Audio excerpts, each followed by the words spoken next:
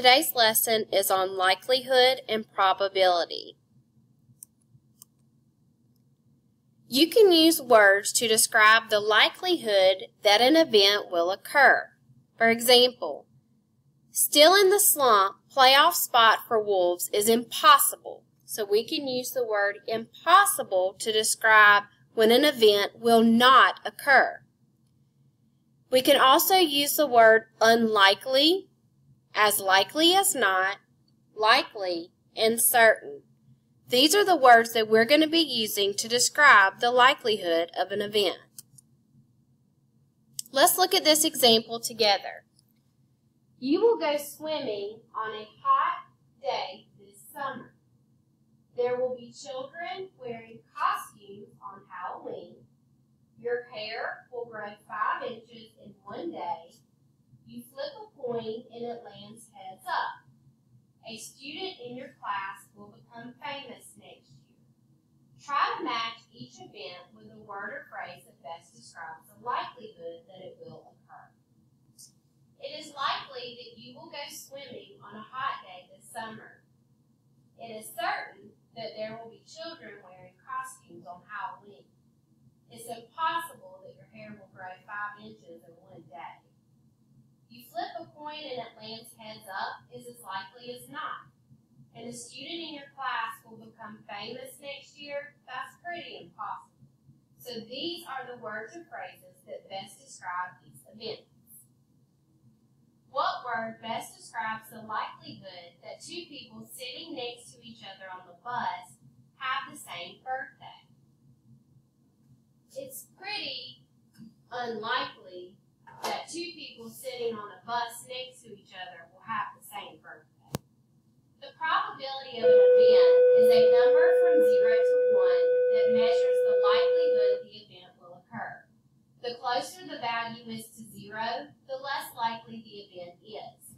The closer the value is to 1, the more likely it is. So when we're looking at impossible, that is 0%, or 0 as a fraction or decimal. Unlikely as a fraction is 1/4, 25 hundredths, or 25%. As likely as not is 1/2, 50 hundredths, or 50%. Likely is 3/4, 75 hundredths, or 75%. And certain is 1 or 100%. If you choose a flag at random from this group of flags, each flag has the same chance of being selected.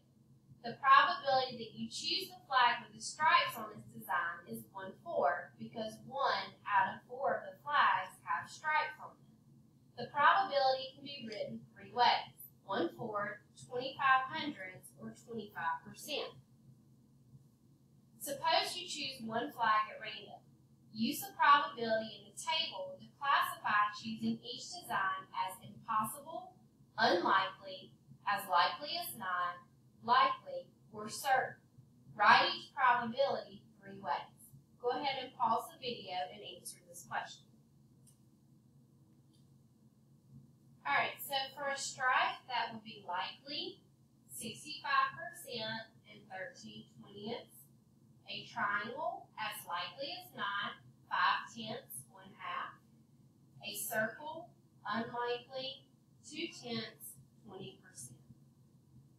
The probability of choosing a flag with only 2 colors is 15 hundredths. What is this probability written as a fraction and a percent? So we already have our decimal as being 15 hundredths. To change a decimal into a percent, we move it twice to the right.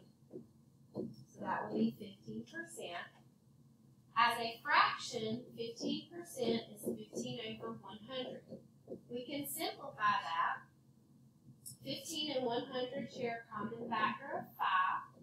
15 divided by 5 is 3. 100 divided by 5 is 20. So that would be 3/20. So this is 15 hundredths written as a fraction and a percent.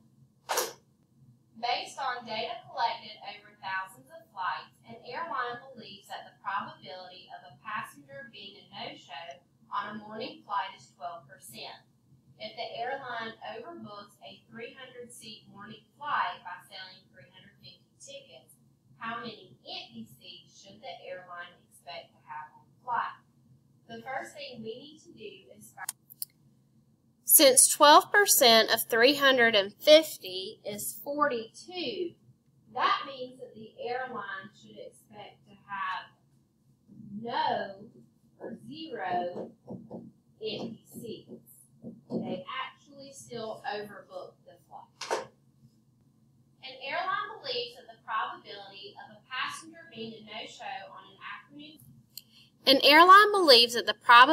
of a passenger being a no-show on an afternoon flight is 10%. On which flight should the airline expect to have more empty seats? In order to solve this problem, we need to find 10% of 210 and 10% of 330. 210 times 10% will give us 21. 10% of 330 will give us 33.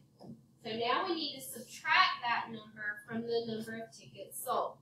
So we have 210 minus 21, and we have 330 minus 33. After we found 10% of 210 and 330, we had to subtract that number from the number of tickets sold. So that means on the first flight, there would be 189 total seats that were occupied, meaning there were 11 empty. And for the second flight, that means there would be 209. Our second lesson is on sample space. How do you define a sample space? In probability situations, an action is a process with an uncertain result. An outcome is a possible result of the action, and the set of all possible outcomes is called the sample space. For example, rolling a number cube is an action with an uncertain result. One possible result of rolling a standard number cube is rolling a 3. The sample space for rolling a standard number cube is 1, 2, 3, 4, 5, 6. Probability allows you to analyze action or situations for which the result is uncertain. Here, our action is choosing one button.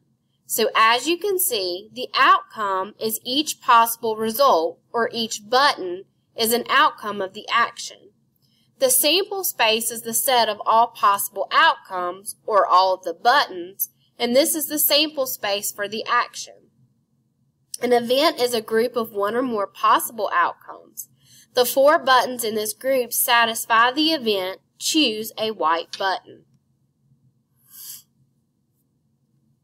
The band director chooses one trumpet player at random to lead the band in a holiday parade. List all of the outcomes in the sample space for the action. How many outcomes are in the sample space? So our action is to choose one trumpet player to lead the band. Now we need to list the sample space and the number of outcomes in our sample space. Make sure for your sample space that you list out all of the possible outcomes. So here our outcomes are James, Jenny, Raul, Seth, Sarah, Maria, Jenny, and Julie. When we count, that means that there are 8 possible outcomes for our sample space. Action. 1 spin of the spinner. What is the sample space for the action, and how many outcomes are in the sample space? Pause the video and write this answer in your notes. Our sample space are all of the possible outcomes that we have in spinning the spinner. So that's 0, 1, 2, 3, 4, 5, 6, 7, 8, 9. Our outcomes are the total number of outcomes, and that would give us 10 total outcomes. An event is a single outcome or group of outcomes from a sample space. So our sample space for rolling a number cube is shown. Rolling a 3 is an event with one outcome because there is 1, 3. Rolling an even number is an event with 3 outcomes because there are 3 even numbers in our sample space. The band director will choose one trumpet player at random to lead the band in the holiday parade. Which trumpet players are in each event?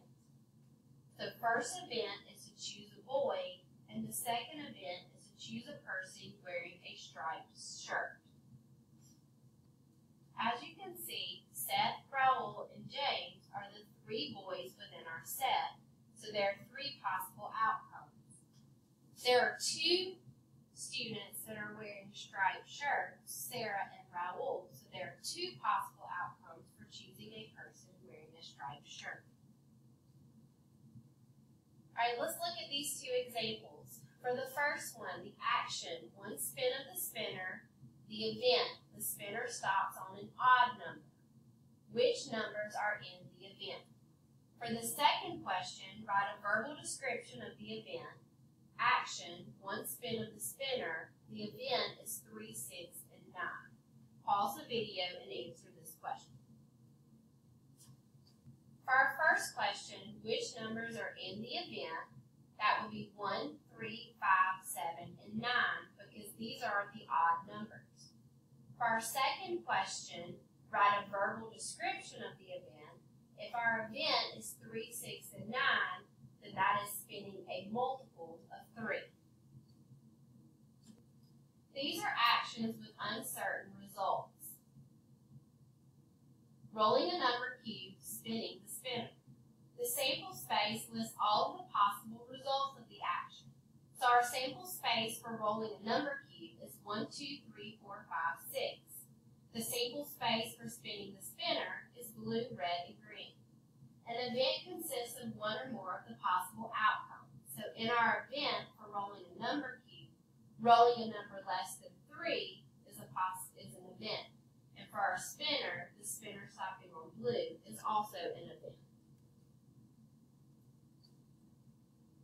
What we're going to do for this question is determine which of these are actions, sample space, and events. So winning the game, playing a game, and win, lose, or tie. If we look at winning the game, this is an event. Playing a game is our action, because that's what we're going to do.